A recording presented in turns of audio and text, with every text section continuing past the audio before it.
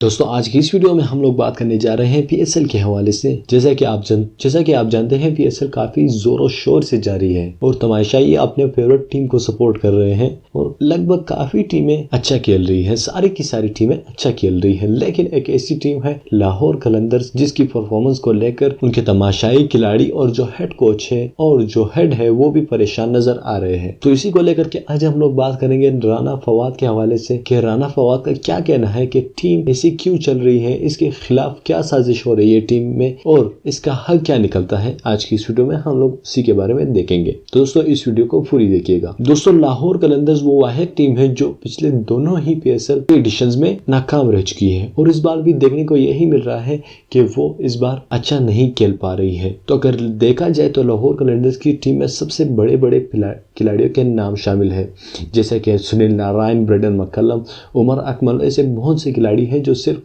लाहौर कलंदर्स की टीम में मौजूद हैं। लेकिन फिर भी वो अच्छा नहीं खेल रहे हैं। इसकी सबसे बड़ी वजह यही है कि टीम मैनेजमेंट नहीं है। राना फवाद का यही कहना है कि टीम मैनेजमेंट की कमी की वजह से टीम हार का शिकार बन रही है और शोएब अख्तर का भी यही कहना है कि टीम मैनेजमेंट लाहौर कलंदर्स की बिल्कुल जीरो है। तो इसी को लेकर के राना फवाद का यही फैसला है कि वो शर्जील खान को टीम में शामिल कर ले। लेकिन जैसा कि आप सब जानते हैं कि शर्जील खान को नजम सिटी और पीसीबी ने बैन किया हुआ है, तो वो कैसे टीम में शामिल होंगे। तो राना फवाद ने नजम सिटी को खत लिखा है और बाकायदा नजम सिटी के साथ मुलाकात भी की है कि वो मेहरबानी करके शर्जील खान को पूरी तौर पर इस पर जो लगाया हुआ बैन है वो वापस ले लें और शर्जील खान को खेलने की इजाज़त दे दें, ताकि लाहौर कलंदर्स को भी टीम में एक अच्छा प्लेयर मिल जाए और शर्जील खान का करियर भी अच्छा साफ हो जाए और ब्राइट हो जाए। तो इसी को लेकर के अब देखना यह है कि क्या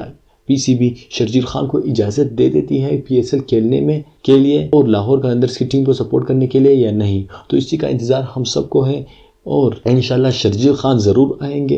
हम लोग का यही कहना है, हम लोग का यही भरोसा है और लाहौर कलंदर्स की टीम कुछ अच्छा करेगी और पीएसएल को मोर इंटरेस्टिंग बनाएगी। तो दोस्तों आप हमें कमेंट करके नीचे बता सकते हैं आपकी क्या राय है इसके हवाले से। शर्जील खान को क्या आना चाहिए या नहीं, कि क्या शर्जील खान को पीएसएल खेलना चाहिए या नहीं। दोस्तों ये थी हमारी आज की वीडियो। उम्मीद करता हूँ आपको पसंद आई होगी। अगर पसंद आई है तो वीडियो को लाइक और शेयर करना मत भूलिएगा और साथ ही अगर आप आज मेरे इस चैनल पर नए आए हो तो वीडियो को लाइक और चैनल को सब्सक्राइब करना मत भूलिएगा। मैं मिलता हूँ आपसे अगली वीडियो में, तब तक के लिए मुझे इजाज़त दीजिए। अल्लाह हाफिज़।